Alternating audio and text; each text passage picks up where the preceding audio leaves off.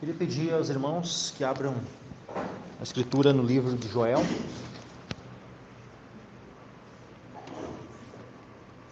O livro do profeta Joel, capítulo 2, versículo 18 em diante. Vamos ler do versículo 18, Joel 2, versículo 18 até o final do capítulo.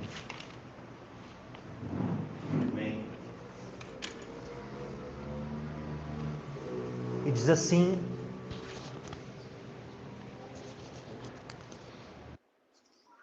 a palavra do Senhor.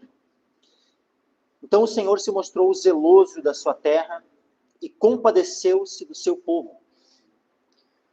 E o Senhor respondendo disse ao seu povo: Eis que vos envio o trigo e o mosto e o azeite, e deles sereis fartos, e vos não entregarei mais ao opróbrio entre os gentios.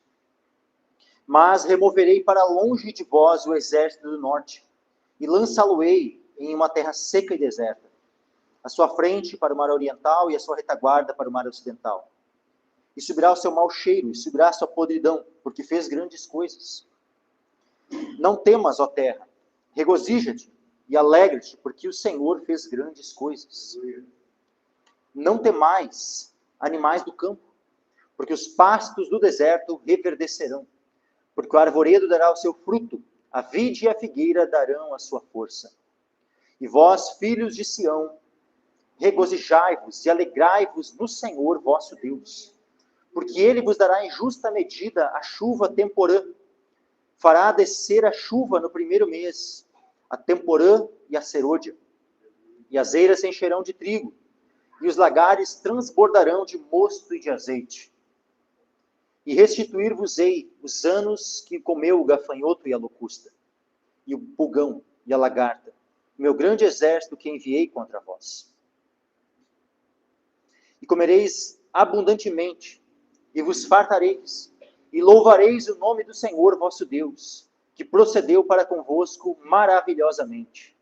E o meu povo nunca mais será envergonhado. E vós sabereis que eu estou no meio de Israel, e que eu sou o Senhor vosso Deus, e que não há outro, e o meu povo nunca mais será envergonhado. E há de ser que depois derramarei o meu espírito sobre toda a carne, e vossos filhos e vossas filhas profetizarão, os vossos velhos terão sonhos, os vossos jovens terão visões. E também sobre os servos e sobre as servas, naqueles dias derramarei o meu espírito, e mostrarei prodígios no céu e na terra, sangue, fogo e colunas de fumaça. O sol se converterá em trevas e a lua em sangue, antes que venha o grande e terrível dia do Senhor. E há de ser que todo aquele que invocar o nome do Senhor será salvo, porque no monte Sião e em Jerusalém haverá livramento. Assim como disse o Senhor, e entre os sobreviventes aqueles que o Senhor chamar. Amém. Até aqui, meus irmãos, podem se assentar.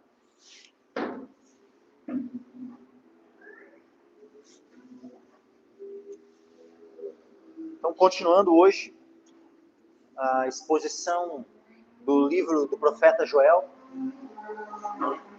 Nos últimos 2 domingos, nós vimos ali do capítulo 1, depois capítulo 2, do versículo 1 ao 17. Hoje, dando continuidade, versículo 18 ao 32, e se o Senhor permitir, né, também semana que vem, o capítulo 3, né, concluindo então mais a exposição deste livro.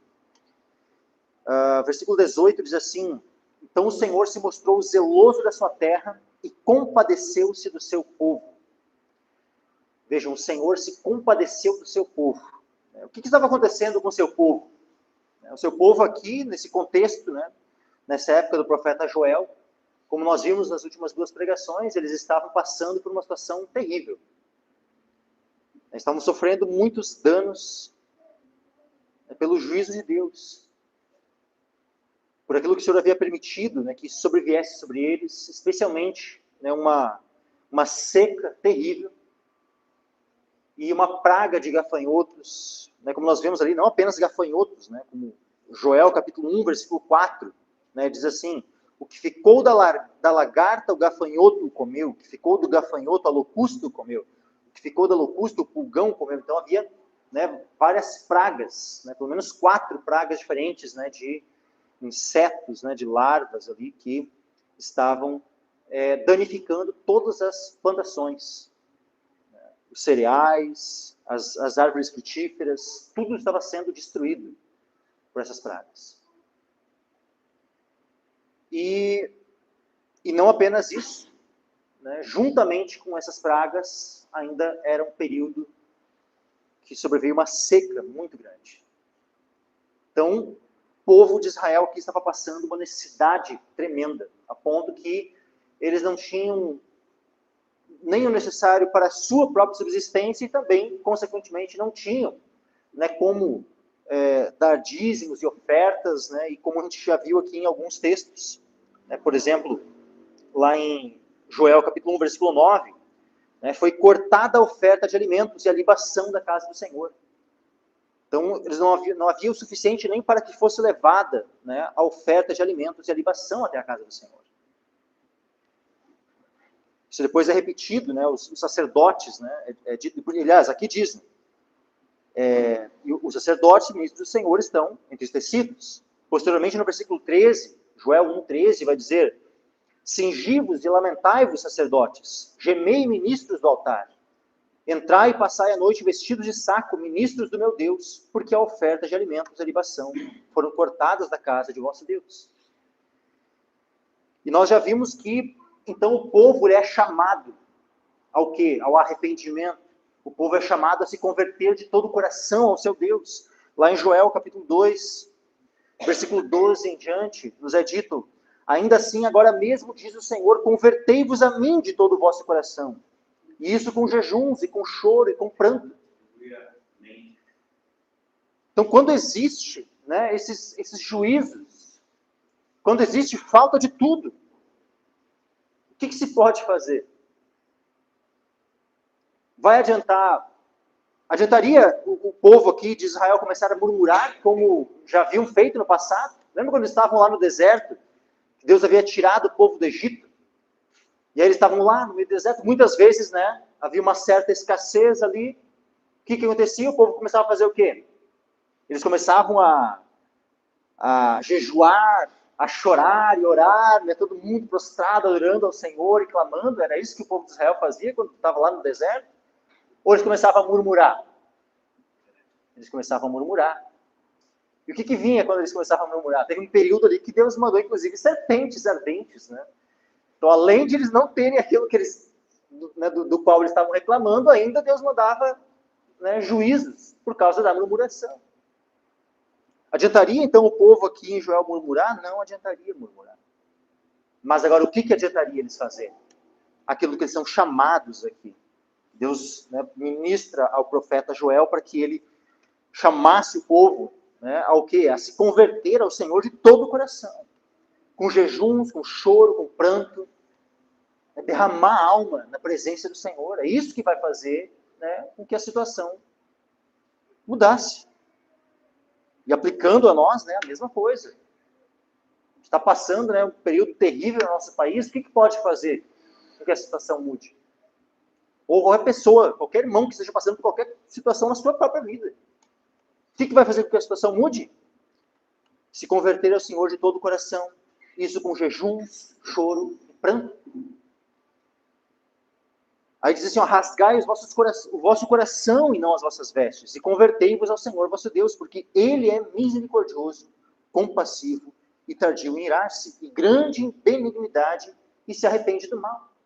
Ou seja, o Senhor está disposto a mudar a situação, mas desde que nós o busquemos de todo o coração. Aí no versículo 14 dizia assim, ó, quem sabe, Joel 2,14, né? Quem sabe se não se voltará e se arrependerá, e deixará por si uma bênção, em oferta de alimentos e libação para o Senhor vosso Deus? Ou seja, né, temos as nossas necessidades supridas, e especialmente, né, juntamente com isso, nós podendo novamente, né, estarmos ofertando, contribuindo, né, para a obra do Senhor. E aí, novamente, no versículo 15, 16, aqui relembrando, né, que nós vimos semana passada, tocai a trombeta em Sião, santificai um jejum, convocai uma assembleia solene, ou seja, novamente relembrando, né, tudo que o povo deveria fazer. Congregai o povo, 16, santificai a congregação, ajuntai os anciãos, congregai as crianças e os que mamam, sai o noivo da sua recâmara e a noiva do seu aposento. Não há nada de maior prioridade do que a de buscar ao Senhor. Sabe, o Senhor, ele vem antes da família. O Senhor vem antes do que o casamento. O Senhor, ele é antes de tudo. Ele disse que quem amar mais ao pai, a mãe, o filho, a esposa, ou a própria vida, mais do que a ele, não pode ser seu discípulo. Então, o Senhor é a prioridade. Buscar ao Senhor, se converter ao Senhor de todo o coração. Isso tem que estar em primeiro lugar. Não é dito lá em Mateus 6, né? Jesus falando assim para nós no Sermão do Monte. Buscar em primeiro o quê? O reino de Deus e a sua justiça. E estas coisas nos serão acrescentadas. Aquilo que muitas vezes, né, leva o nosso coração, né, a ficar ali apreensivo pelo dia de amanhã. Não estavam, né, aqui o povo com falta de tudo. Eles poderiam estar pensando, como é que vai ser? Agora a gente não tem nada, nem a colheita, né, que estávamos esperando. Né? A gente leu em Joel capítulo 1, no versículo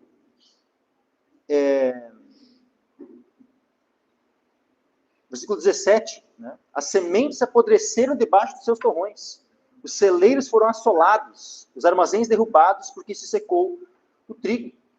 Então, mesmo aquelas sementes que haviam sido plantadas, haviam apodrecido, não vingaram.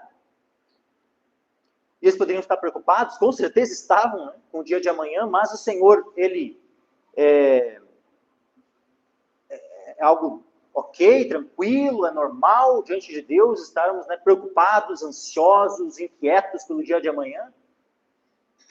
Não, meus irmãos, não é uma coisa normal. Isso é algo pecaminoso. A ansiedade, a inquietude, é algo que quando ela sobrevém sobre o nosso coração, nós devemos imediatamente lançar isso aos pés do Senhor. Porque nós não podemos impedir, sabe? Nós somos feitos de carne. A nossa estrutura é pó. Como diz um dos salmos, o Senhor se lembra, né, que a nossa estrutura é pó.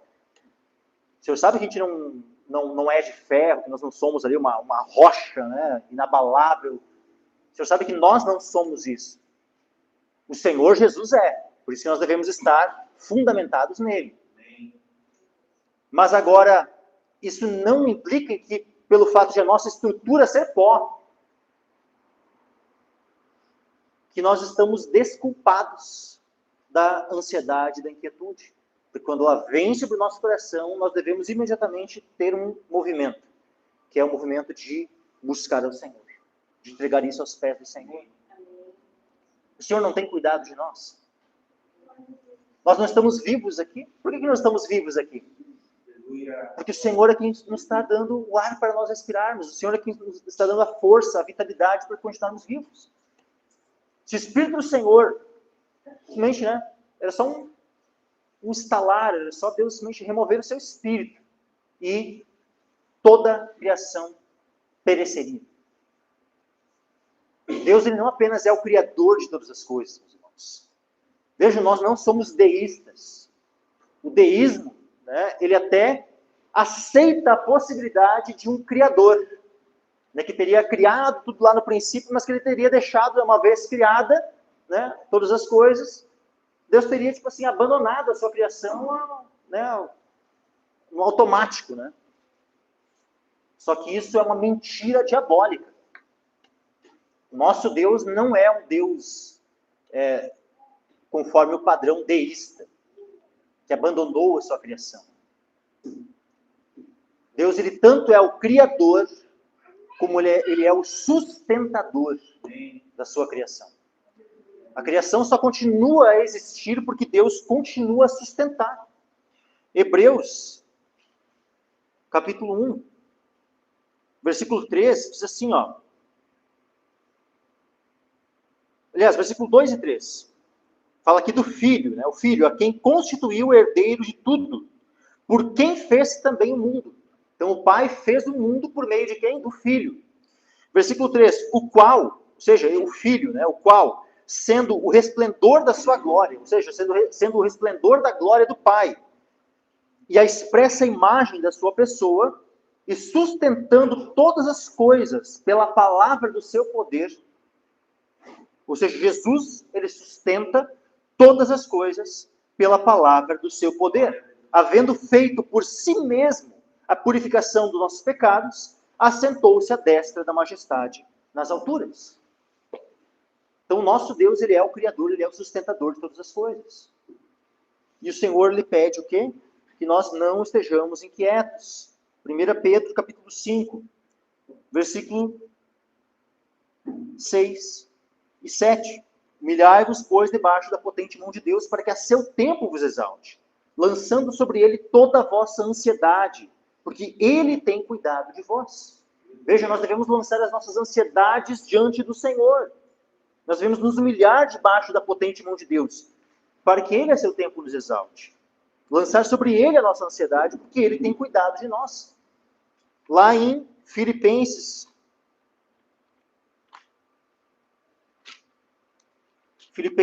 capítulo 4, versículo 6. Olha só. Olha que é o mandamento de Deus para nós. Não estejais inquietos por coisa alguma. Então, tem alguma coisa que estamos autorizados a andar inquietos? Tem algum motivo? Aqui diz, não estejais inquietos por coisa alguma. Coisa alguma é coisa alguma, ou seja, é nada. Nada pode nos manter num estado de inquietude. Uma vez que a inquietude veio sobre o nosso coração, qual deve ser o nosso movimento?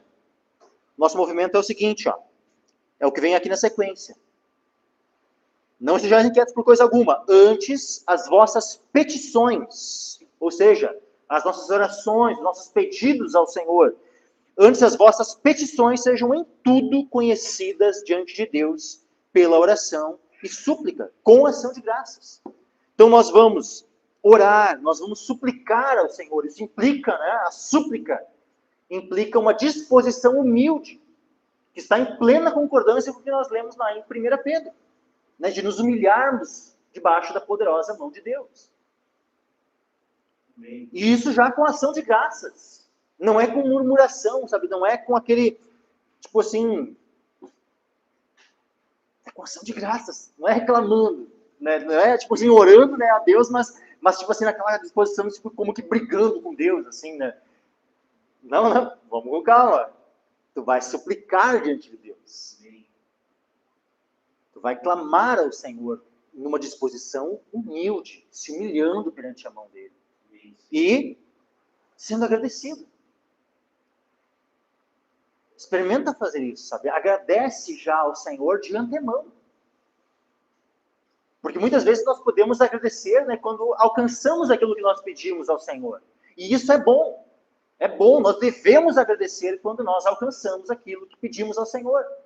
Mas nós não devemos agradecer somente quando Deus nos concede alguma coisa boa que nós pedimos, que nós esperamos. Antes de nós recebermos, nós já devemos estar agradecidos ao Senhor.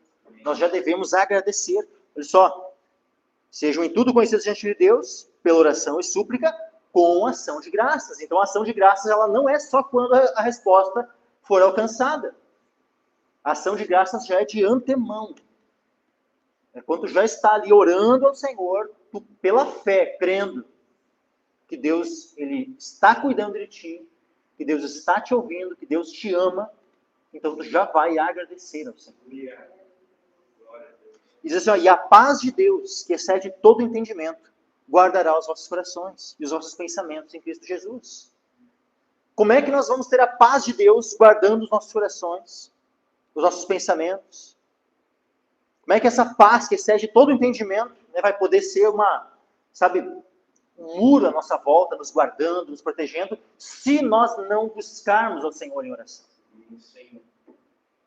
Então nós precisamos buscar ao Senhor em oração. Se nós queremos, que essa paz de Deus, que excede todo entendimento, guarde o nosso coração, nossos pensamentos em Cristo. Agora, voltando lá para Joel. povo, né, diante de toda essa necessidade, diante desses juízos que o Senhor havia enviado, e sendo chamados ao arrependimento, sendo chamados a clamarem ao Senhor, eles buscam ao Senhor. Eles obedecem, eles atendem ao chamado. Eles jejuam, eles choram, eles rasgam o coração diante do Senhor. Não apenas as vestes. E qual é a resposta de Deus? Versículo 18, Joel 2:18. Então o Senhor se mostrou zeloso da sua terra e compadeceu-se do seu povo. Aqui nós temos a resposta do Senhor. O Senhor se compadeceu do seu povo. Aquele mesmo Deus que foi revelado ali no versículo 13, né? Rasgai o vosso coração, nós vossas vestes, convertei-vos ao Senhor vosso Deus, porque Ele é misericordioso, compassivo, tardio em irar-se, grande em benignidade e se arrepende do mal. Deus foi revelado dessa forma.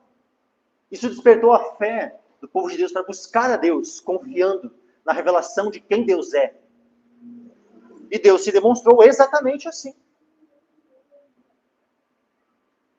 Deus atendeu a oração. Então o Senhor se mostrou zeloso da sua terra e compadeceu-se do seu povo. E o Senhor, respondendo, disse ao seu povo: eis que vos envio o trigo e o mosto e o azeite, e deles sereis fartos, e vos não entregarei mais ao opróbrio entre os gentios. Então aquilo que eles olhavam e viam falta de tudo, né? Vamos ler ali, ó, Joel 1:10. Joel capítulo 1, versículo 10. O campo está assolado, e a terra triste, porque o trigo está destruído, o mosto se secou, e o azeite acabou. Então vejam, o trigo destruído, o mosto se secou, e o azeite acabou. E o que Deus diz agora? Eis que vos envio, 19, né? Eis que vos envio o trigo, e o mosto, e o azeite. E deles sereis fartos, não é assim. Não é assim, vou dar só um pouquinho, tá? Só para matar a fome de vocês, mas, né? Você não tem que estar ali ó, contando, né, os grãos de trigo. Não, não é isso. Tem que estar ali ó, botando a medida, né? Bem pouquinho ali para poder dar para todo mundo ali do mosto. O azeite, mal e mal vai dar para, né? Que nem a viúva lá, né? Que quando Elias, né, pediu para... só tem um pouquinho de farinha, azeite, ele só ia fazer um pãozinho e já ia morrer. Não é um... aqui diz, como é que diz o texto aqui? Vos envio o trigo, mosto e azeite, e deles sereis fartos. Ou seja, com fartura. E vos não entregarei mais ao opróbrio entre os gentios, mas removerei para longe de vós o exército do norte, e lançá-lo-ei em uma terra seca e deserta, a sua frente para o mar oriental, e a sua retaguarda para o mar ocidental. E subirá o seu mau cheiro, e subirá a sua podridão, porque fez grandes coisas. Então Deus havia mandado um exército, né? Nós já vimos aquele exército que era composto de gafanhotos, né? A lagarta, a locusto, pulgão. Esse era o grande exército que o Senhor havia enviado, né, contra eles, para destruir a sua terra, a sua colheita. E Deus agora pegava esse exército, né, e ia lançar esse exército aonde? Ao mar oriental e ao mar ocidental. Quando Deus havia enviado a praga de gafanhotos lá no Egito, Deus não fez algo semelhante? Deus mandou um vento, né, um vento oriental, que trouxe aqueles gafanhotos sobre o Egito. Destruíram toda a colheita no Egito. Aí Faraó, né? Ora minha, Senhor, pequei, e tal, né? E aí Moisés ora ao Senhor. O que Deus faz? Deus manda um vento ocidental que leva aqueles gafanhotos e eles são lançados todos no Mar Vermelho. No caso lá do Egito, eles foram lançados no Mar Vermelho. No caso aqui, Deus mandou esses gafanhotos tanto ao Mar Mediterrâneo, que é chamado aqui o Mar Ocidental, e mandou ao Mar Morto, que é chamado aqui de Mar Oriental. Então, a sua frente para o Mar Oriental, a sua retaguarda para o Mar Ocidental, ou seja, o Mar Morto e o Mar Mediterrâneo. E subirá o seu mau cheiro e subirá a sua podridão, porque fez grandes coisas. Versículo 21. Não temas, ó terra, regozija-te e alegra-te, porque o Senhor fez grandes coisas. O Senhor tanto fez grandes coisas por meio do seu juízo, né? O seu juízo foi tremendo, foi algo terrível, mas tão grande quanto isso, tão grandes coisas quanto aquilo que foi o juízo, foi a restauração, foi a restituição. Não temas, ó terra. Vejam, antes eles estavam em temor, por causa do juízo. Mas agora, qual é a ordem, qual é o mandamento de Deus, qual é o chamado de Deus? É para eles não temerem. Não temas, ó terra, regozija-te e alegra-te, porque o Senhor fez grandes coisas. E por que eles não devem temer? Essas grandes coisas é o mesmo tipo de grandes coisas do versículo 20? Não, grandes coisas do versículo 20 é o juízo. Mas agora as grandes coisas do versículo 21 é a restauração. Olha o 22. Não temais animais do campo, porque os pastos do deserto reverdecerão. Porque o arvoredo dará o seu fruto, a vide e a figueira darão a sua força. Vejam os animais do campo, né, que estavam sofrendo também. Lembrem que os animais do campo eles são referidos. Joel capítulo 1, versículo 19. Olha só, o 19 e o 20, né? Joel 1, 19 e 20. A ti, ó Senhor, clamo, porque o fogo consumiu os pastos do deserto, e a chama abrasou todas as árvores do campo. Também todos os animais do campo bramam a ti. Veja, os próprios animais estavam bramando a quem? Ao Senhor. Porque o Senhor, Ele é o sustentador de todas as coisas. Mesmo dos animais. Lá em Nínive, o rei de Nínive, quando Jonas vai lá pregar, ele não botou todo mundo a jejuar, inclusive os animais, para que todos clamassem ao Senhor. Né? Lógico que os animais não faziam isso com um entendimento, como nós. Mas os animais estavam clamando de fome lá em Nínive. E aqui também. Só que é interessante, né? Clamando ao Senhor. Também todos os animais do campo bramam a ti, porque as correntes de água secaram e o fogo consumiu os pastos do deserto. Mas agora é dito o quê? No Joel 2, 22, não temais animais do campo, porque os pastos do deserto, aqueles mesmos que haviam se queimado, reverdecerão. As árvores, né? Lembra as árvores do campo, lá no 19, que dizia, a chama abrasou todas as árvores do campo? Agora é dito, ó, porque o arvoredo dará o seu fruto, e a vide e a figueira darão a sua força. Então, mesmo os animais receberão o benefício. E é algo interessante, meus irmãos, que quando o homem pecou, Deus fez este mundo, né, perfeito. Tudo que Deus ia fazendo, dia primeiro, e viu que era bom. E o dia segundo, daí terminava, e viu que era bom. Terceiro, quarto, quinto, até quando Deus conclui todas as coisas, né, e por fim, quando Ele faz o homem e a mulher, e Deus termina a sua obra, a obra da criação, Deus viu que era muito bom.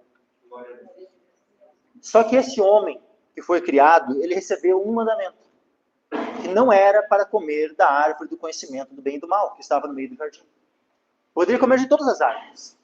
Aí quando foi tentado pela serpente, quando a serpente vai lá, fala com Eva, a serpente vem com a sua lábia, colocando dúvida na palavra do Senhor. Foi assim que Deus disse?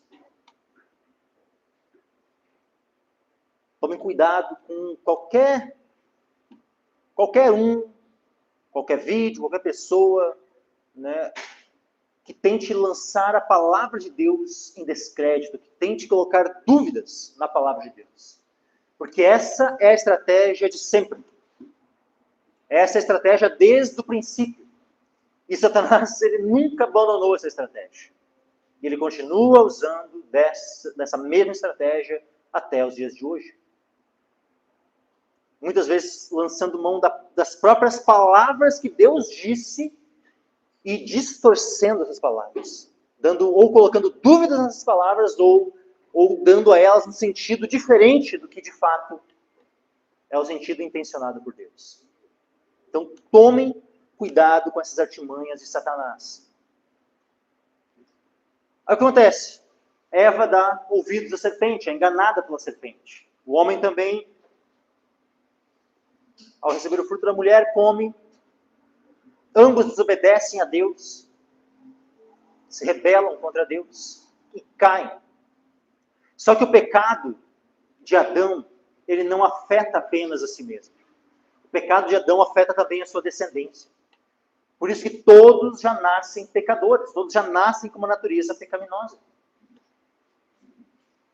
Só que não apenas o pecado de Adão atinge a sua descendência, aqueles que foram gerados por ele e por Eva. O pecado de Adão atinge a natureza como um todo. A natureza se torna corruptível por causa de Adão. E o que nós vemos? Nós vemos lá em Romanos que a natureza, a própria natureza, isso implica, por exemplo, os animais. Que a natureza geme, a criação geme, pelo fato de ter sido aprisionada debaixo dessa corrupção por causa do pecado do primeiro homem. Romanos capítulo 8, versículo 18. Aliás, vamos ler desde o versículo 16 em diante. Olha só, o próprio Espírito testifica com o nosso Espírito que somos filhos de Deus. Olha que coisa tremenda. O Espírito Santo em nós testifica que somos filhos de Deus. Então, se temos o Espírito Santo testifica que somos filhos de Deus. Versículo 17. E se nós somos filhos, somos logo herdeiros também. Verdadeiramente herdeiros de Deus e co-herdeiros de Cristo. Se é certo que com ele padecemos, para que também com ele sejamos glorificados. Porque para mim tenho por certo que as aflições deste tempo presente não são para comparar com a glória que em nós há de ser revelada. Então, meus irmãos, qualquer aflição que nós possamos ter aqui nessa terra, entendam que as aflições das quais nós somos participantes, elas são instrumentos de Deus, que vão cumprir o propósito para o qual Ele enviou. Seja o nosso aperfeiçoamento, seja a providência de Deus para alcançar fins que Deus sabe, porque Deus é sábio. Mas independente de qualquer aflição, independente do propósito pelo qual Deus permita que nós passamos por aflições, como Jesus disse, né, no mundo tereis aflições, mas tende bom ânimo. Eu venci o mundo. Independente das aflições que nós tenhamos que passar, aqui diz, porque para mim tenho por certo que as aflições deste tempo presente não são para comparar com a glória que em nós há de ser revelada. Há uma glória que vai ser revelada, ou seja, ela vai ser manifesta em nós. Em nós. Quando é que vai se dar isso, meus irmãos? No dia da vinda do Senhor Jesus. Quando o Senhor Jesus voltar, nós seremos glorificados juntamente com Ele.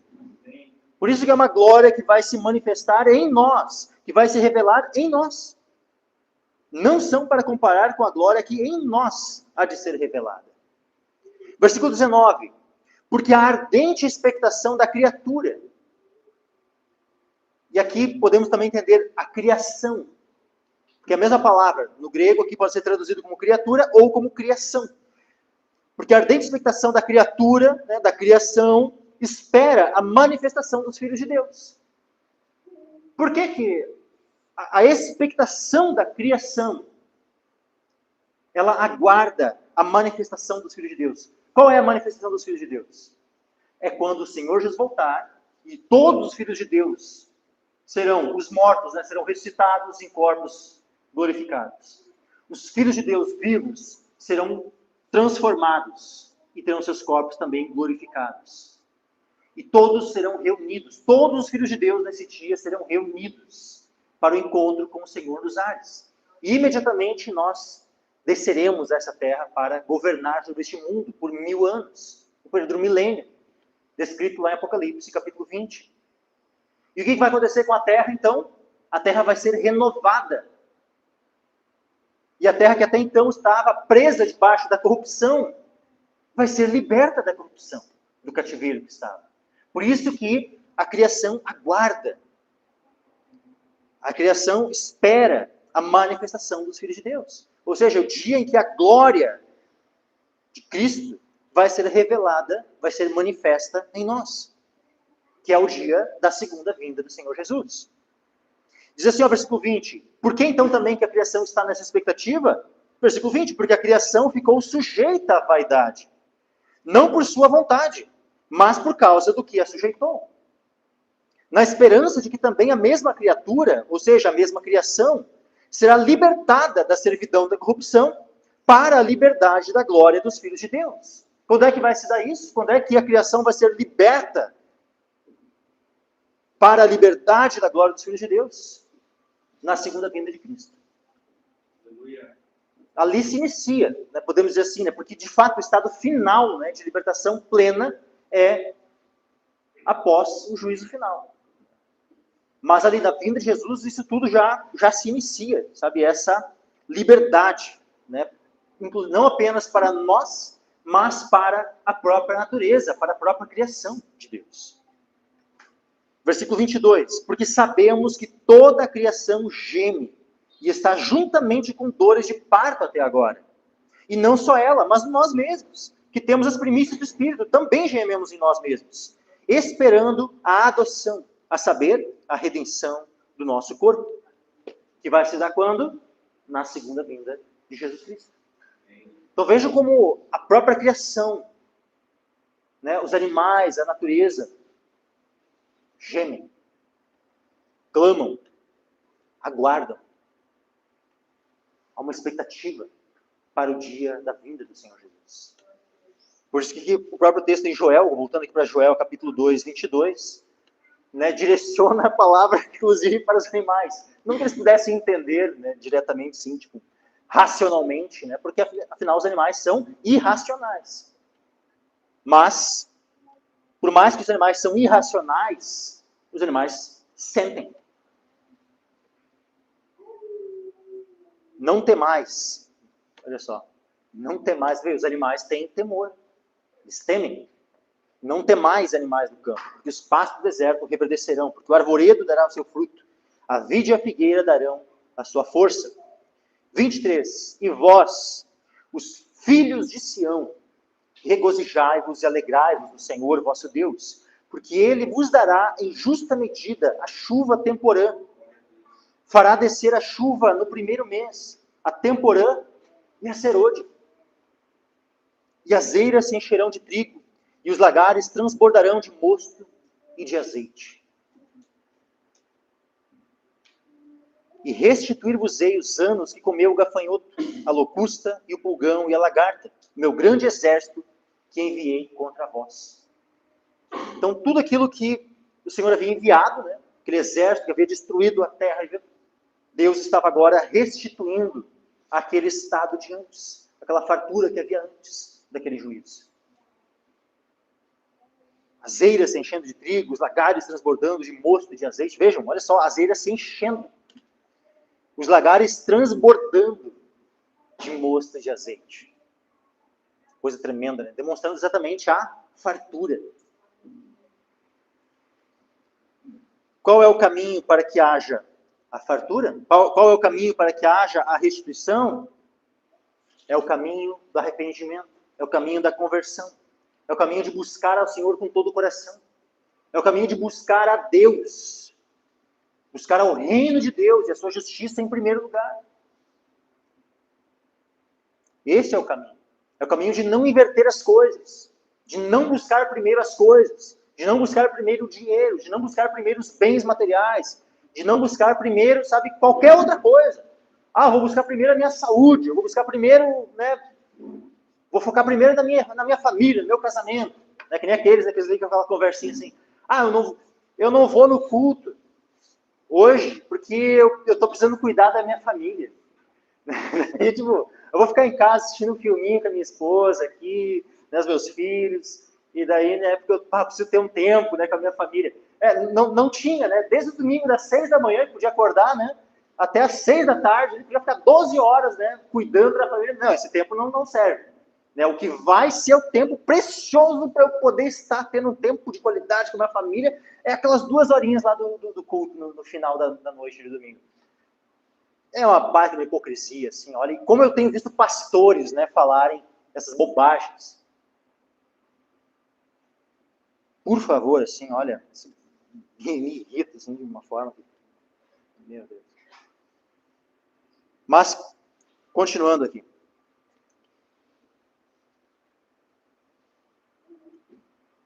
Versículo 23 novamente. E vós, filhos de Sião, filhos de Sião. Quem são os filhos de Sião? No contexto de Joel, no primeiro, né, naquele contexto mais direto, né, a quem Joel primeiramente escreveu, são os filhos de Israel. Especialmente, né, os judeus ali, Jerusalém, né, o povo ainda, se for pegar bem restritamente, assim, né, aqueles das tribos do sul, né, que ficaram, né, sobre, né, depois da divisão ali, né, norte Israel, sul Judá, né, mais restritamente até seria eles ali.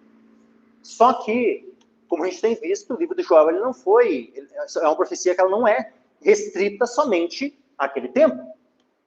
Nós já temos visto que as conexões todas com o Apocalipse e tal, ou seja, né, isso aqui vai ter cumprimentos ao longo da história, inclusive cumprimentos que ainda não se deram. Cumprimentos que são futuros ainda. Que vão se dar somente na vinda do Senhor Jesus. Nos tempos anteriores ao Senhor voltar, na vinda e após.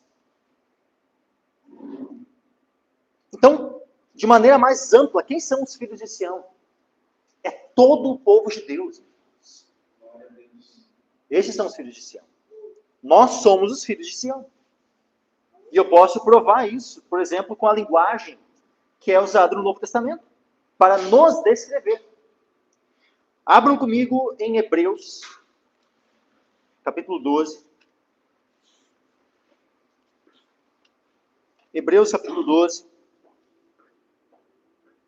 Versículo 22. Diz assim, ó, mas chegastes ao monte Sião, e à cidade do Deus vivo, a Jerusalém celestial, e aos muitos milhares de anjos, à universal assembleia e igreja dos primogênitos que estão escritos nos céus, e a Deus, o juiz de todos, e aos espíritos dos justos aperfeiçoados, e a Jesus, o mediador de uma nova aliança, e ao sangue da aspersão que fala melhor do que de Abel. Vede, meus irmãos, olha só, veja que não rejeiteis ao que fala, porque se não escaparam aqueles que rejeitaram o que na terra os advertia, muito menos nós, se nos desviarmos daquele que é dos céus.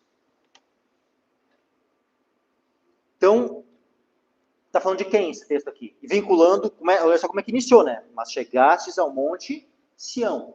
Tudo isso que está vinculado ao quê? Está vinculado à nova aliança. Tudo isso está vinculado ao sacrifício de Cristo na cruz. Ao sangue que ele derramou por nós. A sua obra consumada por nós. A toda a obra de Cristo a nosso favor. A todo esse plano de salvação que Deus estabeleceu em Cristo. Tudo isso está vinculado a essa palavra. E que começa com que nós chegamos ao monte Sião. Então, o monte Sião fala da igreja. Fala da cidade do Deus vivo, a Nova Jerusalém. Como o próprio texto aqui também fala. Gálatas, abram comigo agora em Gálatas. Gálatas capítulo 4. Versículo 22 em diante.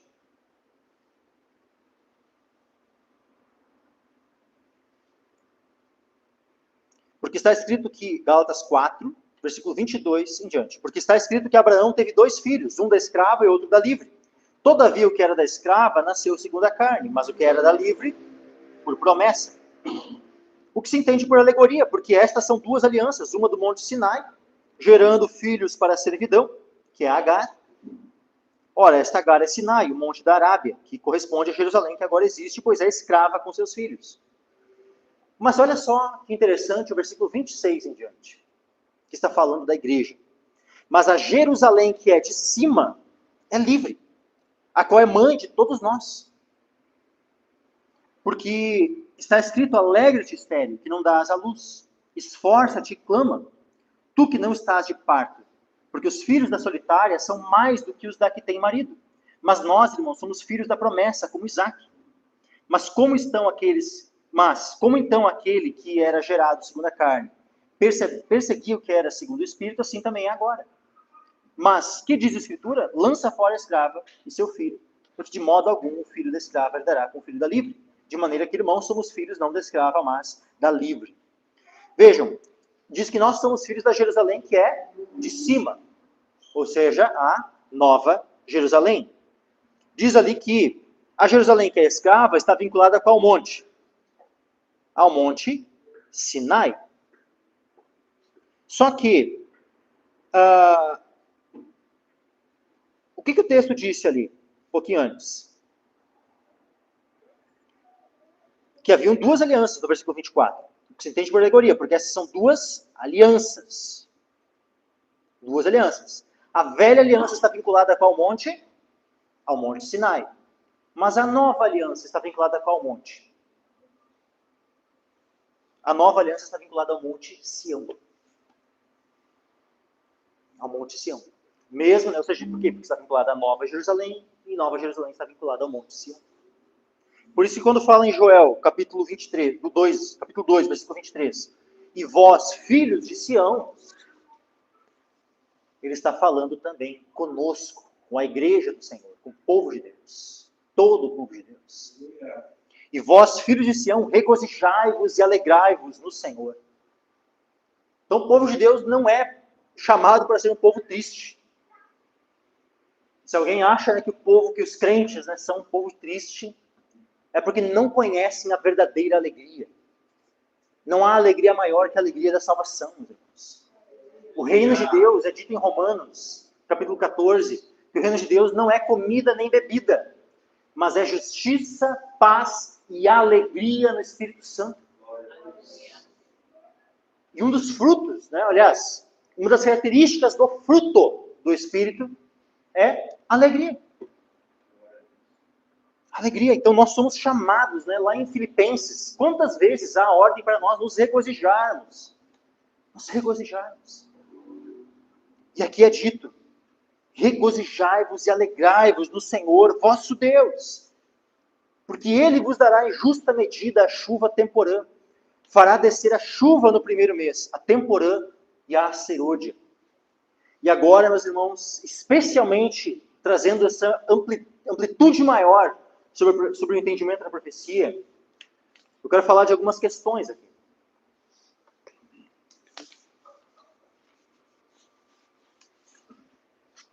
Primeiramente, vejam que no versículo 24, em consequência, né, da chuva temporã e serôdia, diz assim, ó, e as eiras se encherão de trigo, os lagares transbordarão de mosto e de azeite. Trigo, mosto e azeite, os mesmos que já haviam sido mencionados lá no início, do que a gente começamos a ler nessa noite, o versículo 18 e 19. Então o Senhor se mostrou zeloso da sua terra e compadeceu-se do seu povo. Agora, ó, Joel 2:19. E o Senhor respondendo disse ao seu povo, eis que vos envio o trigo e o mosto e o azeite. E deles sereis fartos, e vos não entregarei mais ao opróbrio dos gentios. Veja que aqui há uma repetição dessas mesmas coisas, do trigo, do mosto e do azeite. E é muito tremendo porque o Senhor, Ele enviou o trigo, o mosto e o azeite. O Senhor, Ele enviou o pão vivo que desceu do céu, porque trigo, qual é o principal produto que vem do trigo? É o pão. E o Senhor enviou o pão vivo que desce do céu, que derramou o seu sangue por nós. E o seu corpo e sangue são representados, toda a ceia, pelo pão que vem do trigo e pelo mosto, né? Porque o mosto é o suco da uva, que vem da uva. Suco da uva, que vem da uva. Então o pão, né? O mosto e o azeite, que é um símbolo do Espírito Santo. Jesus, né, ele disse, ó, se eu não for, né, o Consolador não virá. Mas quando eu for, eu vou enviarei. O Senhor Jesus disse que ia enviar o Espírito Santo. E de fato ele enviou. Porque 10 dias após o Senhor subir, à destra do Pai, ele envia o Espírito Santo, que é simbolizado pelo azeite. Só que Jesus, ele é simbolizado pelo trigo, o pão e o mosto, onde ele oferece, né? O Pai enviou o seu Filho, como diz lá em João 3,16, né? Porque Deus amou o mundo de tal maneira que deu o seu Filho, para que todo aquele que nele crê não pereça, mas tenha a vida eterna. Então o Pai, ele enviou o seu Filho ao mundo, para que o mundo fosse salvo por ele. O Pai enviou o Filho. E o Filho, quando volta para o Pai, o Filho, ele envia o Espírito Santo. Então ambos são enviados. E hoje Jesus fala que procede do Pai. O Espírito que procede do Pai, que ele ia enviar. Ou seja, é tanto o Filho como o Pai que enviam. Então, quando o Pai fala, né, que iria enviar trigo, mosto e azeite, eis que vos envio trigo, mosto e azeite. Ele está falando, aqui podemos, né, entender tanto o envio do Filho, que iria entregar o seu corpo e derramar o seu sangue por nós, como também o envio do Espírito Santo, que iria nos ungir. Nós temos também aqui um outro ponto que claramente vai ter uma conexão com o Espírito Santo, meus amigos, que é a chuva. A chuva. Antes disso, vamos ler ali um texto em Deuteronômio, capítulo 11, versículo 14. Deuteronômio 11, 14. Coloca para nós aqui. Então darei a chuva da vossa terra a seu tempo, a temporã e a serôdia, para que recolhais o vosso grão, trigo, vosso mosto e vosso azeite. Ok. Só que agora, coloca para nós lá em Tiago, capítulo 5, e versículo 7.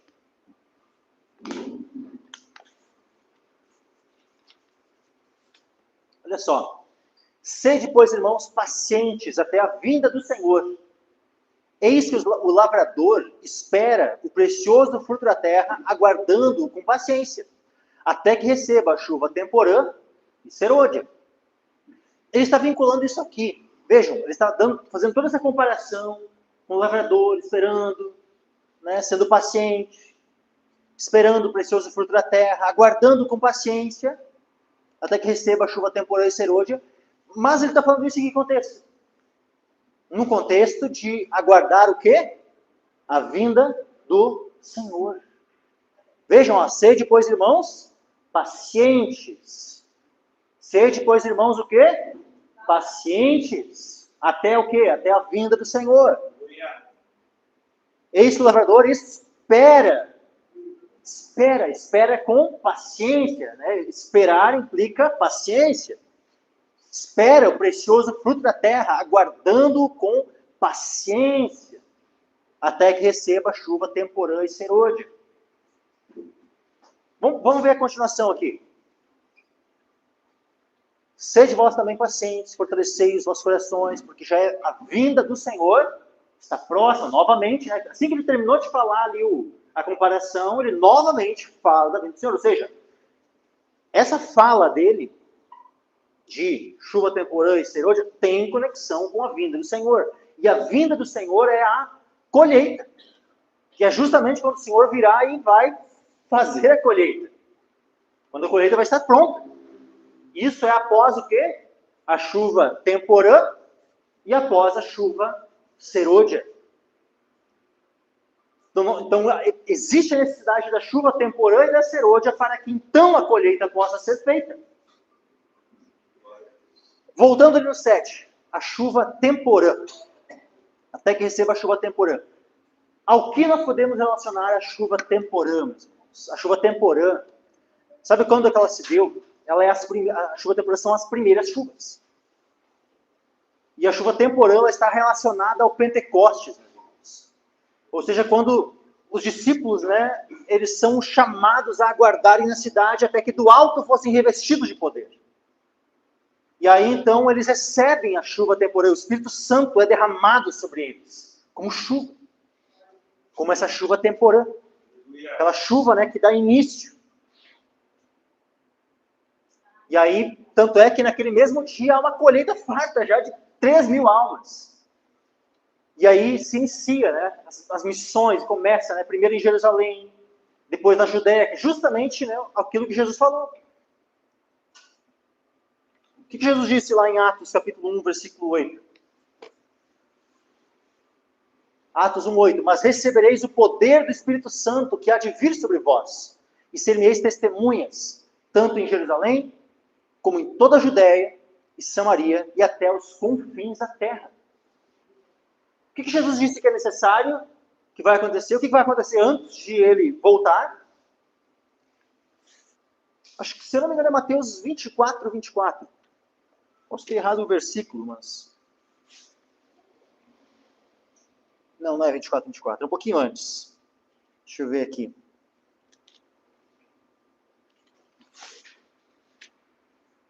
Mateus 24:14.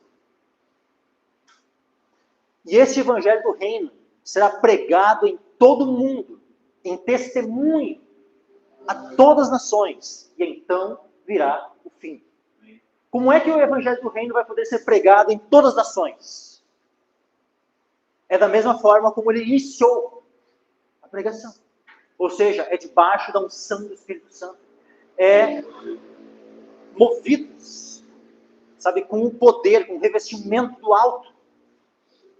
O Espírito Santo capacitou os próprios apóstolos que andaram com Cristo por 3 anos, meus irmãos. Eles andaram com Cristo, eles aprenderam do próprio Cristo.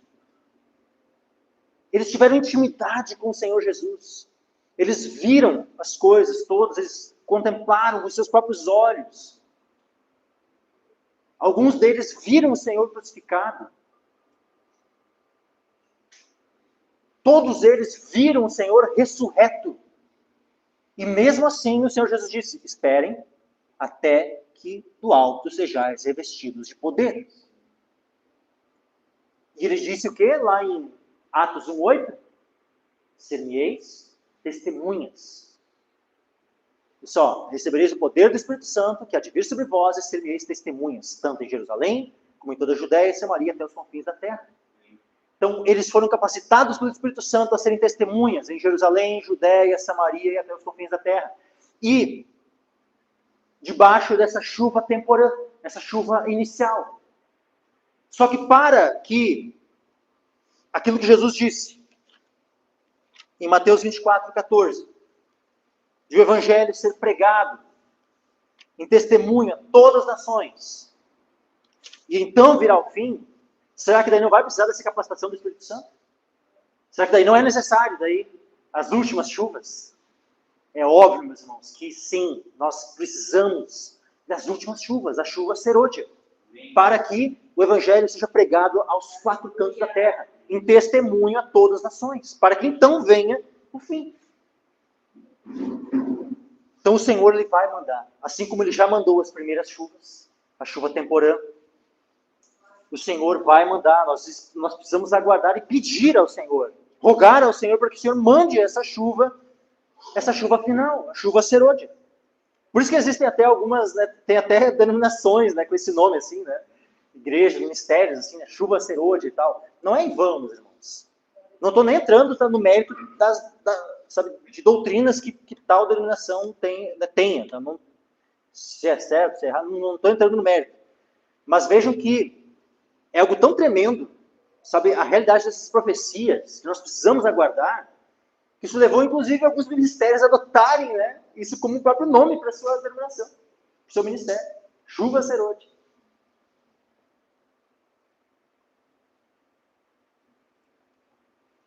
Voltando para Joel 2:23. E vós, filhos de Sião, regozijai-vos, alegrai-vos no Senhor vosso Deus, porque ele vos dará em justa medida a chuva temporã.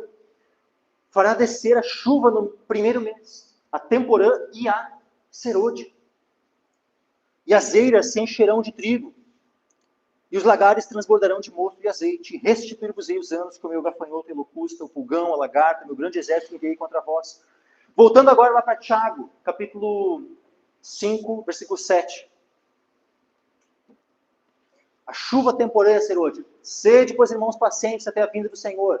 É isso que o lavrador espera, o precioso fruto da terra, aguardando com paciência até que receba a chuva temporã e serôdia.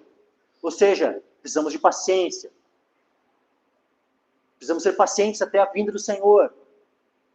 Mas antes do Senhor vir, vai ter as 2 chuvas. Já teve a primeira. E nós aguardamos essa chuva final, esse avivamento final, irmãos. Eu tenho falado ultimamente, né, nas últimas duas ministrações, nos últimos 2 domingos, sobre o período da grande tribulação, o período de grande perseguição para o povo de Deus. Só que entendam, meus irmãos, que esse período ele não é apenas um período de perseguição. Ele não é apenas um período de apostasia, onde muitos vão se esfriar, vão apostatar, abandonar os caminhos do Senhor. Ele também é um período de avivamento. Também é um período de chuva serôdia, onde aqueles que são fiéis ao Senhor serão revestidos de poder. Onde aqueles que já foram revestidos, ou seja, já foram batizados no Espírito Santo, serão renovados, serão novamente enchidos, capacitados pelo Senhor. Meus irmãos, eu entendo que esse tempo final vai ser um tempo de milagres. Um tempo, sabe, onde o Senhor vai nos conduzir de maneira tremenda, maravilhosa, onde nós presenciaremos muitos milagres. Então, o período da grande tribulação não é apenas um período, sabe, né, que deve despertar temor, medo, e ficar ali tremendo lá. Não. É o período onde o maior avivamento de todos os tempos vai acontecer. Eu entendo que ele vai ser maior do que o avivamento que houve lá em Pentecostes. Porque lá em Pentecostes ele é algo que Jerusalém.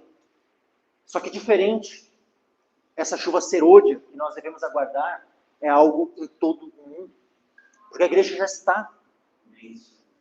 Só que não vai ser algo tão concentrado em uma cidade. Vai ser um derramar, né? Porque aquele dia está lá, aqueles que estavam no cenáculo, né? Aqueles 120 lá reunidos. Imaginem algo, Deus derramando um avivamento sobre toda a terra, meus irmãos, capacitando o seu povo a enfrentarem o período da grande tribulação, sendo evangelistas ousados, sendo testemunhas a todas as nações.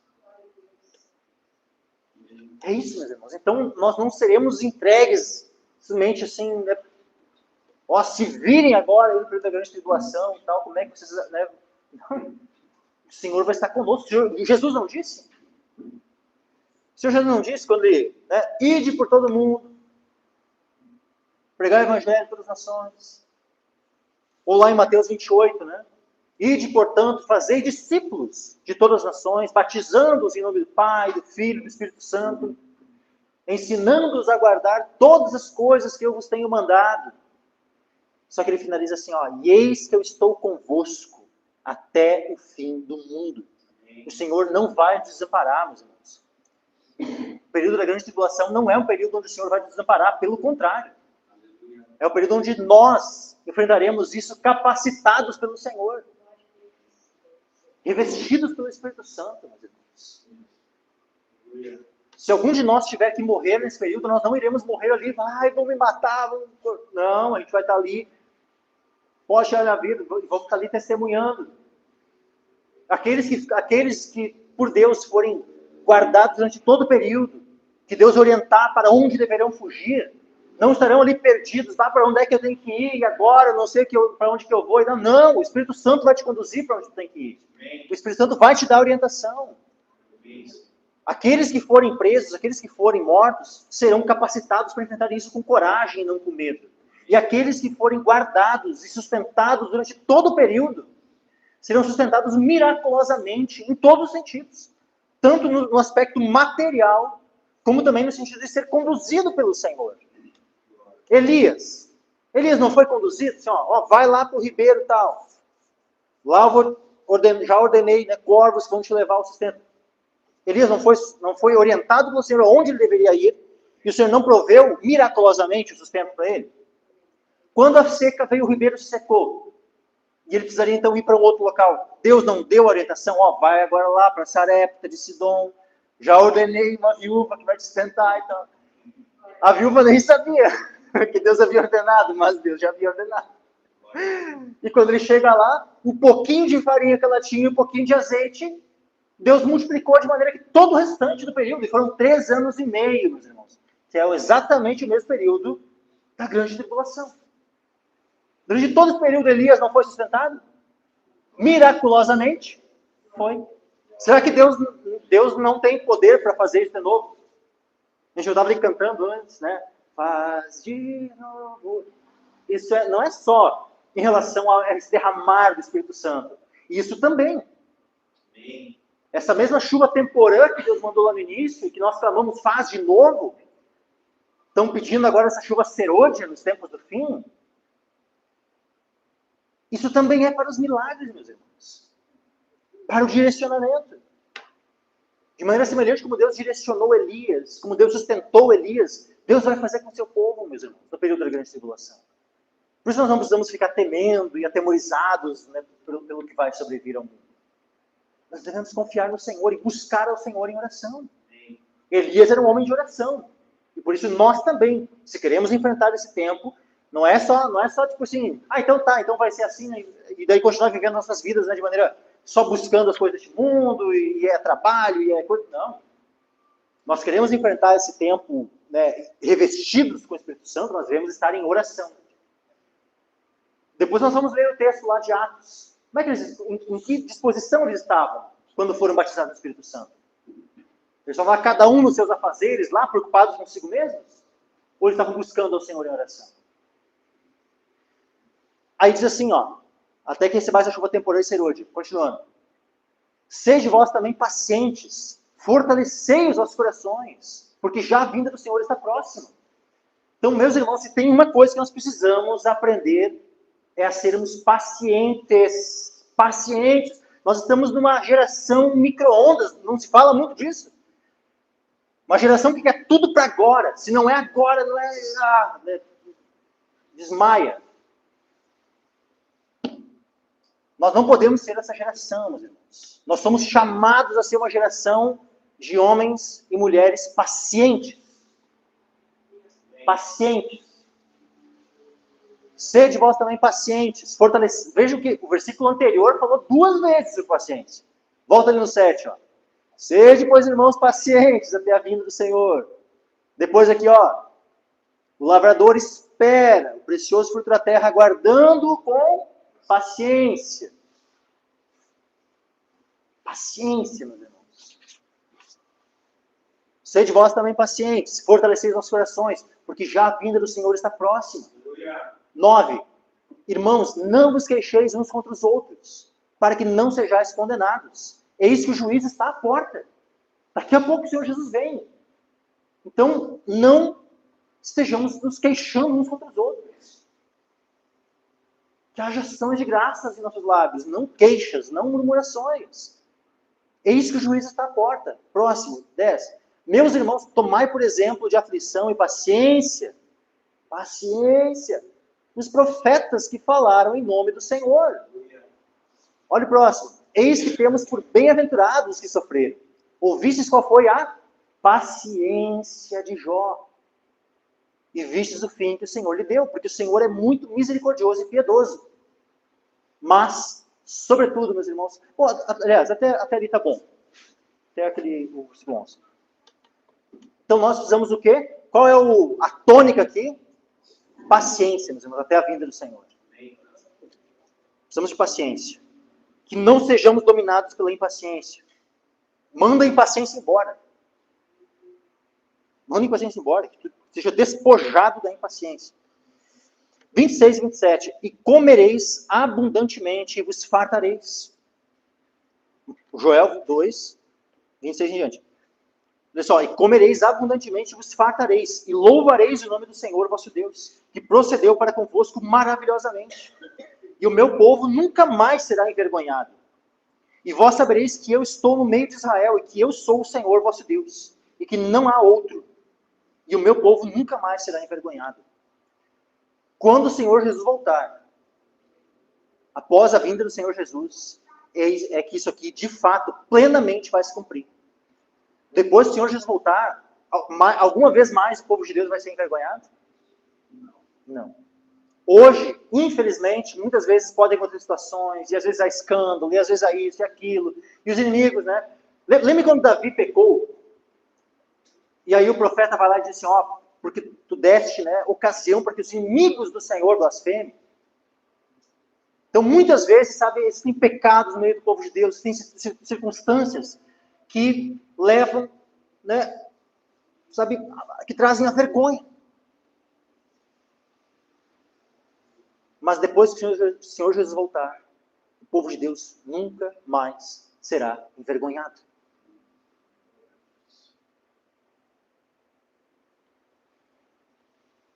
vai ser o tempo, né, onde isso aqui plenamente vai se cumprir.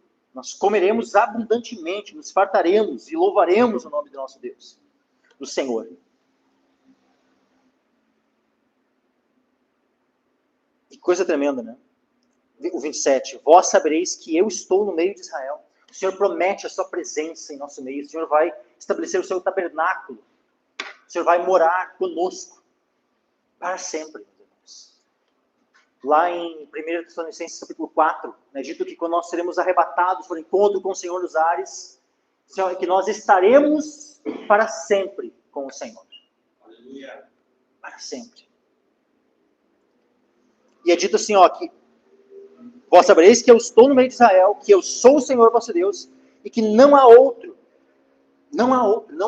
Deus. Só existe um Deus.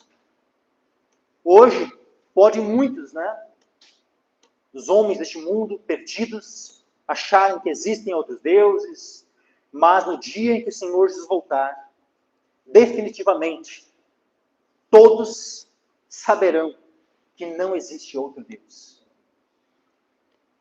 Aqueles que servem a Shiva, que servem a Buda, que servem a Alá, que servem a qualquer falso Deus, naquele dia saberão que todos estes eram falsos. Que só há um Deus verdadeiro, o Senhor. Versículo 28. E há de ser que depois derramarei o meu espírito sobre toda a carne.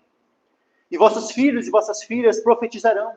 Os vossos velhos terão sonhos. Os vossos jovens terão visões. E também sobre os servos e sobre as servas naqueles dias derramarei o meu espírito.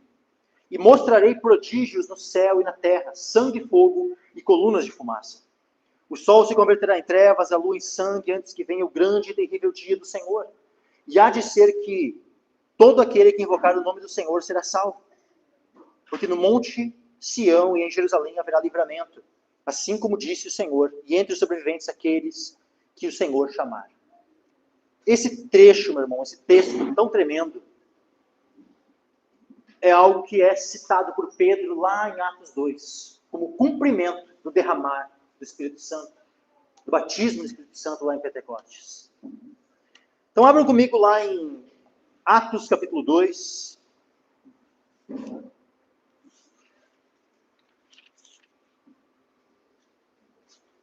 Atos capítulo 2, versículo 1.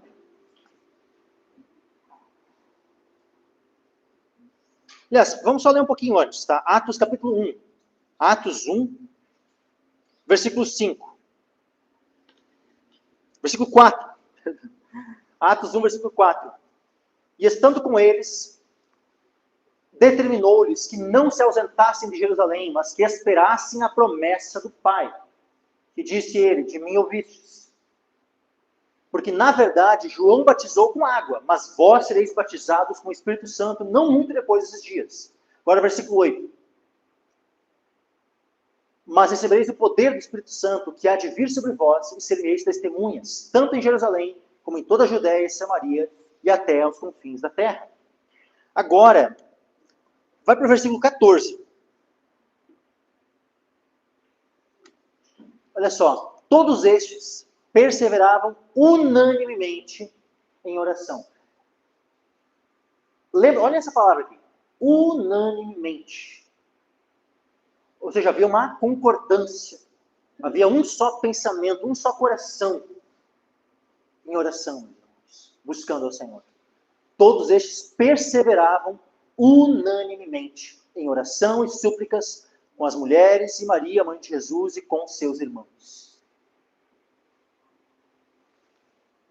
Então eles estavam todos em oração, juntos, perseverando unanimemente. Aí agora, olha só, Atos 2, versículo 1. E cumprindo-se o dia de Pentecostes, estavam todos concordemente no mesmo lugar. Ou seja, unanimemente. Estavam fazendo o que nesse mesmo lugar? Aquilo que eles já descreveu antes que eles estavam sempre fazendo. Não era dito antes ali, ó, e todos estes perseveravam unanimemente em oração e súplicas. Então é óbvio que eles estavam perseverando com oração e súplicas. E então, estando concordemente, agora Atos 2:1, estavam todos concordemente no mesmo lugar, versículo 2. E de repente veio do céu um som como de um vento, veemente e impetuoso, e encheu toda a casa em que estavam assentados, e foram vistas por eles línguas repartidas como que de fogo, as quais pousaram sobre cada um deles, e todos foram cheios do Espírito Santo, e começaram a falar em outras línguas, conforme o Espírito lhes concedia que falassem. E em Jerusalém estavam habitando judeus, homens religiosos de todas as nações, que estão debaixo do céu. E quando aquele som ocorreu, juntou-se uma multidão e estava confusa, porque cada um os ouvia falar na sua própria língua. E todos pasmavam e se maravilhavam, dizendo uns aos outros: pois que? Não são galileus todos esses homens que estão falando? Como, pois, os ouvimos, cada um na nossa própria língua em que somos nascidos? Partos e medos, elamitas, os que habitam na Mesopotâmia, Judéia, Capadócia, Ponto e Ásia, e Frígia, e Panfilha, Egito e partes da Líbia, junto a Cirene, e forasteiros romanos, tanto judeus como prosélitos, cretenses e árabes, todos nós temos ouvido em nossas próprias línguas falar das grandezas de Deus. E todos se maravilhavam, estavam perplexos, dizendo uns para os outros: que quer isto dizer? E outros, zombando, diziam: estão cheios de mosto. Aí no versículo 14, Pedro. Pedro, porém, pondo-se em pé com os 12, com os 11, levantou a sua voz e disse-lhes: homens judeus e todos os que habitais em Jerusalém, seja-vos isto notório e escutai as minhas palavras. Estes homens não estão embriagados, como vós pensais, sendo a 3ª hora do dia. Ou seja, era 9 horas da manhã. Mas isto é o que foi dito pelo profeta Joel. Só uma coisa, o que isso implica, sendo 9 horas da manhã? Que aquele dia eles haviam acordado cedo, se reunido para buscar ao Senhor em oração.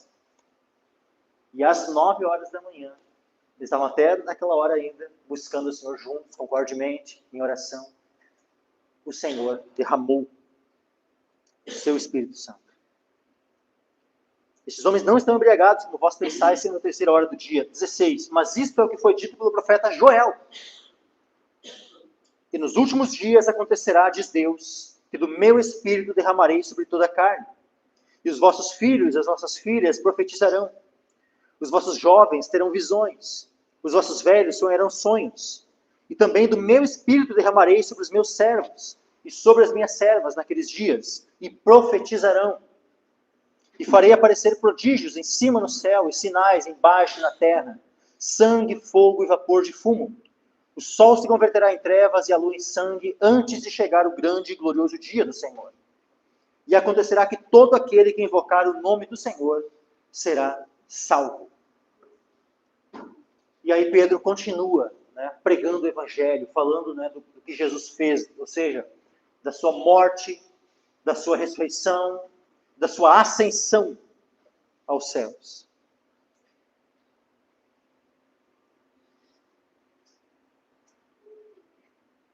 E então Pedro relaciona a esse derramar do Espírito Santo no dia de Pentecostes ao cumprimento da profecia de Joel. Mas esse cumprimento, ele já foi pleno naquele dia e não se precisa mais aguardar nenhum tipo de derramar do Espírito Santo? Não, meus irmãos. Aquele derramar foi a chuva temporânea. Mas ainda existe um derramar, que é o que logicamente se espera pela linguagem da própria profecia. Vamos voltar lá para Joel capítulo 2. Olha só. Há de ser que... Joel capítulo 2, versículo 28. E há de ser que depois derramarei o meu espírito sobre toda a carne. Os vossos filhos e vossas filhas profetizarão. Vossos velhos terão sonhos e vossos jovens terão visões. Também sobre os servos e sobre as servas daqueles dias derramarei o meu espírito. É interessante que Pedro, quando Pedro fala lá em Atos, sobre os servos e as servas, olha só como diz aqui em Atos.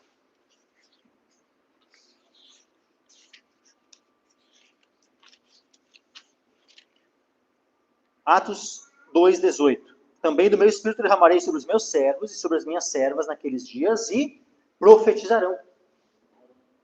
Há uma ênfase na profecia. Por que há uma ênfase na profecia? Porque aqui, meus irmãos, era um cumprimento de uma profecia que diz o quê? Derramarei, e há de ser que depois derramarei meu espírito sobre toda a carne. Sobre toda a carne. E havia uma expectativa, meus irmãos. Tanto havia uma expectativa lá em Moisés, como posteriormente havia uma expectativa em Paulo.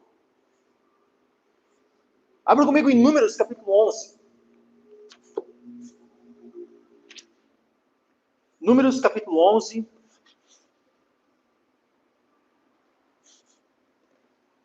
Versículo 16. E disse o Senhor a Moisés: ajunta-me 70 homens dos anciãos de Israel, que sabem serem anciãos do povo, e seus oficiais, e os trarás perante a tenda da congregação, e ali estejam contigo. Então eu descerei ali, falarei contigo, e tirarei do espírito que está sobre ti, e o porei sobre eles. E contigo levarão a carga do povo, para que tu não a leves sozinho. Aí depois, no versículo 24, Números 11, 24, diz assim, ó, e saiu Moisés e falou as palavras do Senhor ao povo. E ajuntou 70 homens dos anciãos do povo e os pôs ao redor da tenda. Então o Senhor desceu na nuvem e lhe falou. E tirando do espírito que estava sobre ele, o pôs sobre aqueles 70 anciãos. E aconteceu que, quando o espírito repousou sobre eles, profetizaram. Mas depois nunca mais. Então vejam, esses 70 anciãos, todos eles profetizaram. Depois não profetizaram mais, mas naquele dia eles profetizaram. Todos os 70 anciãos. Só que olha só, desses 70 anciãos, 2 anciãos haviam ficado no arraial. 26, ó. Porém, no arraial ficaram 2 homens. O nome de um era Eudade e do outro Medade. E repousou sobre eles o Espírito, porquanto estavam entre os inscritos, ainda que não saíram à tenda, e profetizavam no arraial. Ou seja, mesmo que eles não estivessem lá junto, né, naquele momento, na solenidade, só estavam 68 lá, mas como eles estavam na lista, Deus derramou também sobre eles, mesmo que eles não estivessem lá presentes ao redor da tenda. Lá no meio do arraial, eles receberam o Espírito Santo, meus irmãos, e profetizaram também. Profetizaram no arraial. 27, então correu um moço e anunciou a Moisés e disse, Eudade e Medade profetizam no arraial. Aí Josué que ainda era um jovem nesse tempo, lembrando, né, que aqui era logo eles tinham saído da terra do Egito, né, ou seja, isso aqui era, né, Josué ainda ia ficar 40 anos, né, andando junto com Moisés, e depois ainda, né, desses 40 anos em que Josué, né, substituindo Moisés, passou a liderar o povo. Mas vejam, 40 anos antes de Josué conduzir o povo, né, em vitória, atravessando o Jordão, tudo. 40 anos antes disso, Josué era um jovem. Josué, né, depois está lá, Josué, um ancião. Né? Mas aqui, Josué era um jovem. E aí diz assim, ó, Josué, filho de Num, servidor de Moisés, um dos seus jovens escolhidos, respondeu e disse, Moisés, meu senhor, proíbe-lhe.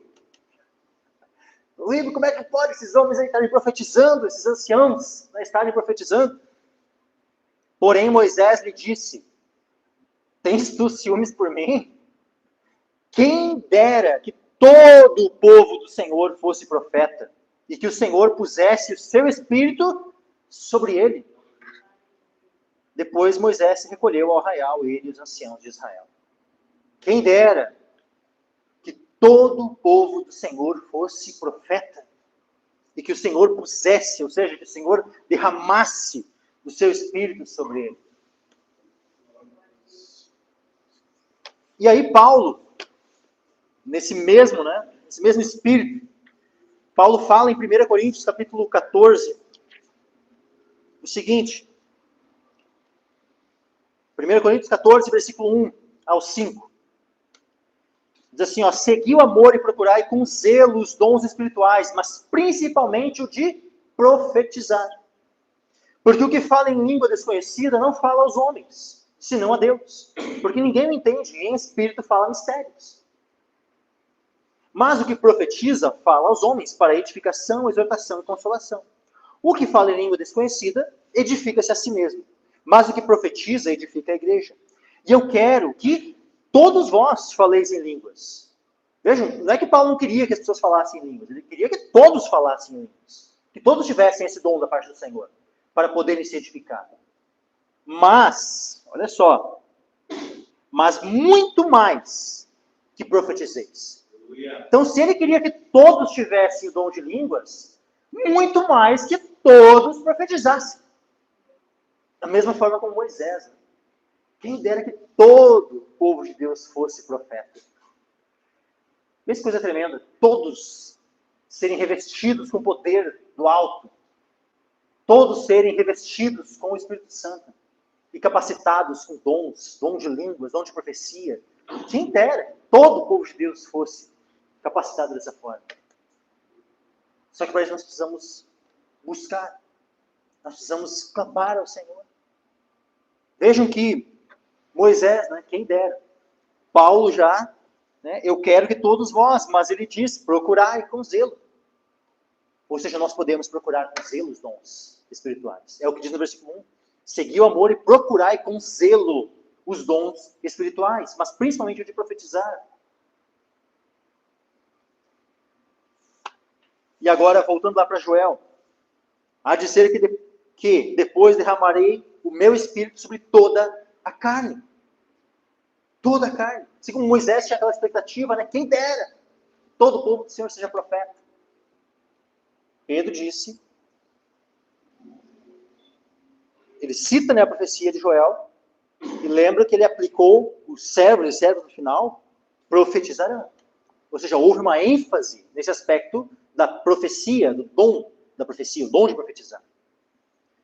Isso implica que, se nós aguardamos uma promessa ainda futura que vai se cumprir, então implica que no período da grande tribulação, esse avivamento, meus irmãos, ele vai se dar como um revestimento, uma capacitação em poder, onde também o dom de profecia vai ser dado, distribuído abundantemente.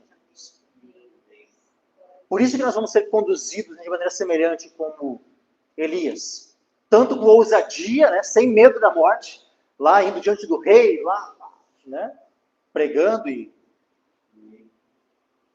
ou também, a hora que precisar fugir, precisar ser direcionado para onde ir, também sendo conduzido pelo Senhor. Nós vemos em Elias ambas as situações.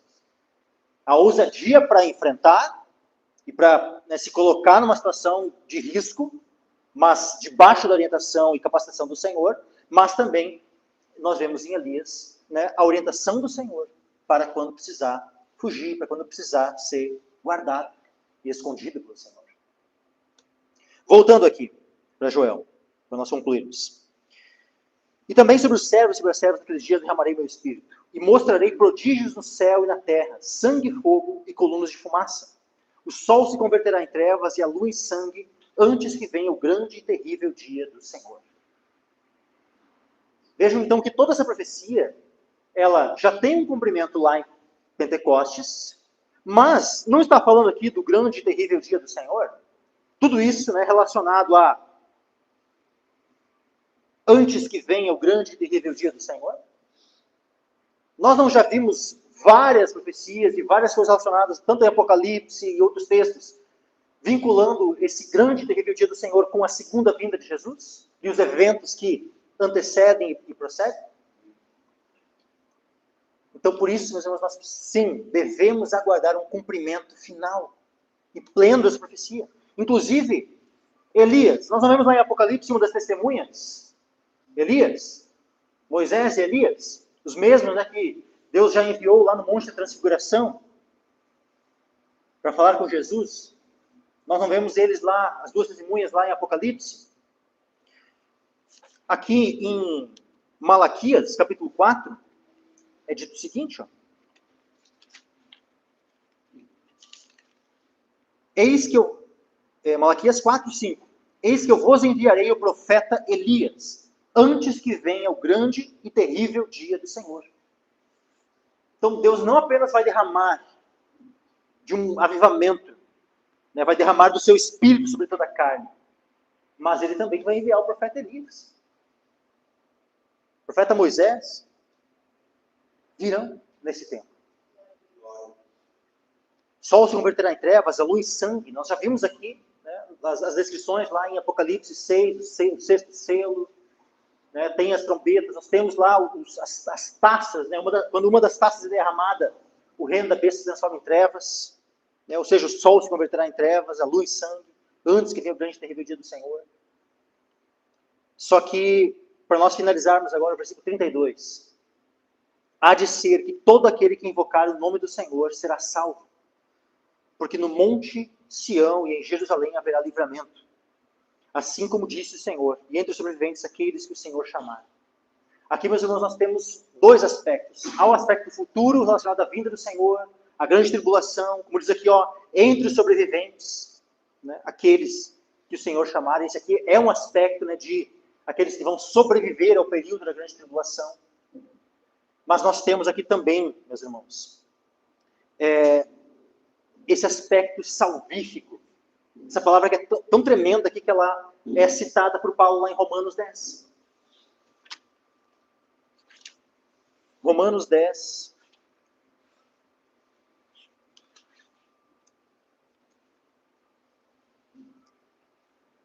Versículo 10 em diante diz assim, Romanos 10, 10. Visto que com o coração se crê para a justiça, e com a boca se faz confissão para a salvação. Porque a Escritura diz, todo aquele que nele crer não será confundido. Porquanto não há diferença entre judeu e grego, porque um mesmo é o Senhor de todos, rico para com todos os que o invocam. Ele é o Salvador de todos aqueles que o invocam. E aí diz assim, versículo 13, porque todo aquele que invocar o nome do Senhor será salvo. Onde estava escrito isso? Em Joel, capítulo 2, versículo 32. Todo aquele que invocar o nome do Senhor será salvo. E agora, qual é a nossa responsabilidade diante disso, meus irmãos? Nós devemos ir na unção do Espírito Santo, revestidos com o poder do Espírito Santo, e pregarmos o Evangelho. Porque diz assim, Romanos 10, versículo 14 e 15. Como, pois, invocarão aquele em quem não creram? E como crerão naquele de quem não ouviram? E como ouvirão se não há quem pregue? E como pregarão se não forem enviados? Como está escrito, quão formosos os pés dos que anunciam o evangelho de paz, dos que trazem alegres novas de boas coisas. Então nós somos estes, meus irmãos, que, revestidos de poder do alto, devemos ir até os confins da terra e pregar o evangelho. Justamente para que o todo dessa profecia, o derramar do Espírito Santo, o Evangelho sendo testemunhado a todas as nações da terra, e aqueles que ouvirem a pregação, podendo ter a chance de, então, crendo, invocarem o nome do Senhor e serem salvos. Vejam que esse invocar o nome do Senhor e ser salvo, ele está depois da profecia. Depois da profecia do derramamento do Espírito Santo, e não antes. Por quê? Porque as pessoas elas irão invocar o nome do Senhor em consequência da nossa pregação. Em consequência do Evangelho ser pregado em testemunho a todas as nações. E aí essas nações irão invocar o nome do Senhor. E então serem salvos. Inclusive, né, também recebendo desse derramar do Espírito Santo sobre eles. Que é o que vai acontecer, por exemplo, com os judeus. Os judeus, né, que irão se converter justamente nesse tempo, né, da vinda do Senhor Jesus, é o que acontece aqui, em Zacarias. Zacarias, capítulo 12, versículo 10. Mas sobre a casa de Davi, sobre os habitantes de Jerusalém, derramarei o espírito de graça e de súplicas, e olharão para mim a quem transpassaram, e prantearão sobre ele, como quem pranteia pelo filho unigênito, e chorarão amargamente por ele, como se chora amargamente pelo primogênito. Ou seja, vai haver uma conversão nacional, como diz lá em Romanos. e todo Israel será salvo. Isso vai se dar em consequência justamente os gentios pregando e posteriormente então os judeus se convertendo. Amém, meus irmãos? Concluo aqui a pregação dessa noite. Semana que vem, com a graça de Deus, continuamos em Joel, capítulo 3. Eu quero chamar o diácono André.